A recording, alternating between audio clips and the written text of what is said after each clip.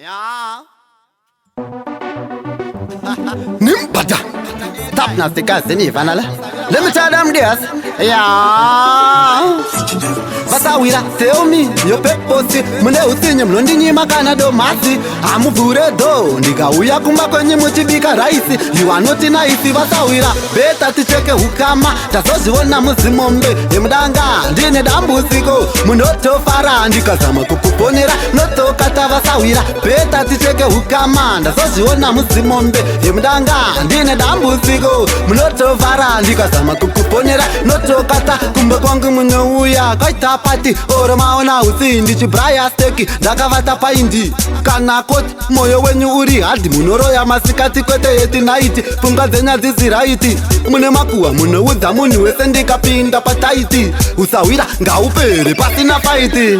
Pasawira beta ticheke hukama. Ndazoziona muzimombe. Yemdanga ndine dambudziko. Munotofara ndikazama kukuponera. Notokata vasawira beta ticheke hukama. Ndazoziona muzimombe. Yemdanga ndine dambudziko. Munotofara ndikazama kukuponera. Notokata ndakakukumbira imari mwanangu wazinga kuchikoro. Mukati hamuna mukazotenga doro. Ndiri kubasa mukazi wangu makamubudza rafu. Akukumbira imari yekutenga chikafa sawira. Ziri nani nditi hambe ndega. Zinerema munonyepa kundisekerera. Nechemoya munafara ndakabomerwa. Manje dzizitaini mabondera.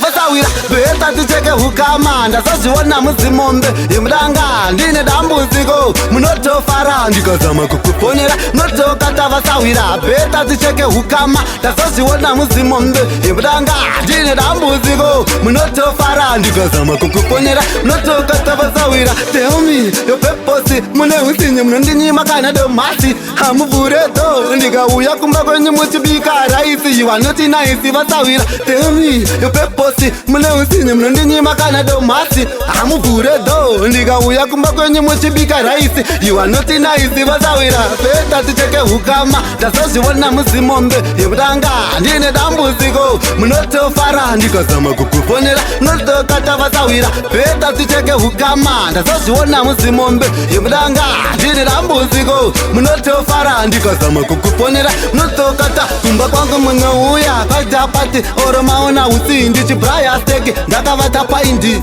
kana koti. Moyo wenyu uri hadi munoroya masikati kwete yeti naiti. Funga zenya ziziraiti.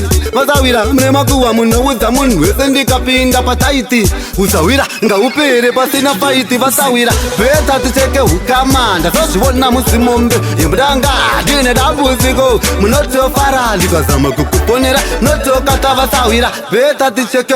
Stop nothing guys done. Big up Rebel Drums Entertainment. Big up Lou. Bombo clat.